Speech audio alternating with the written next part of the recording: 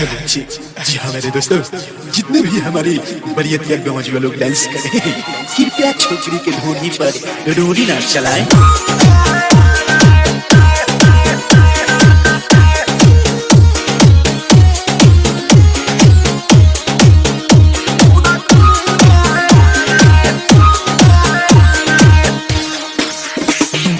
लहंगा उठा के छोके धूरा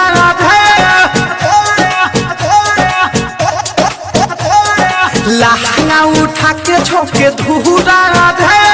छवा रखिया के पूरा पूरा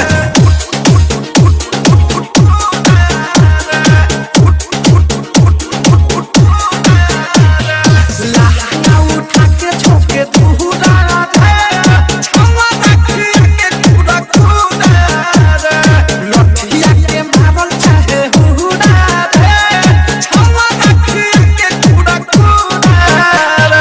DJ DJ DJ DJ DJ DJ Shamol Shamol Shamol Shamol Shamol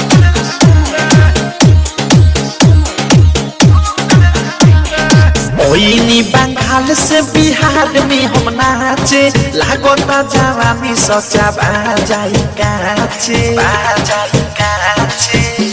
उई माँ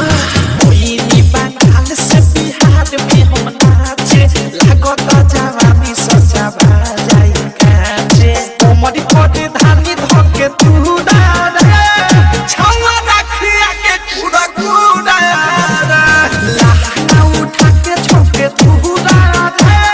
छवा रखिया के पूरा पूरा DJ DJ DJ DJ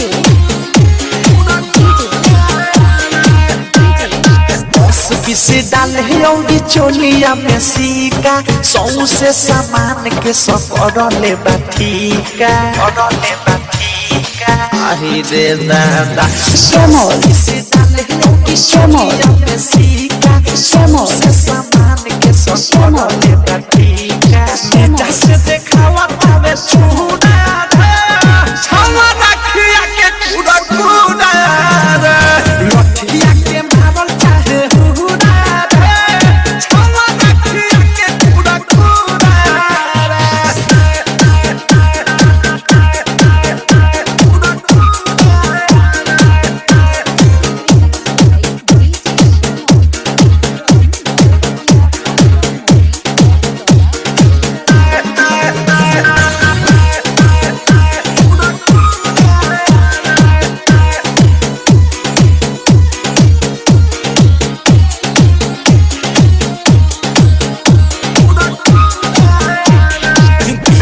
विशाल जी तो गाल मोरा छुए अनुरागे बिकी खालियो हिला मुए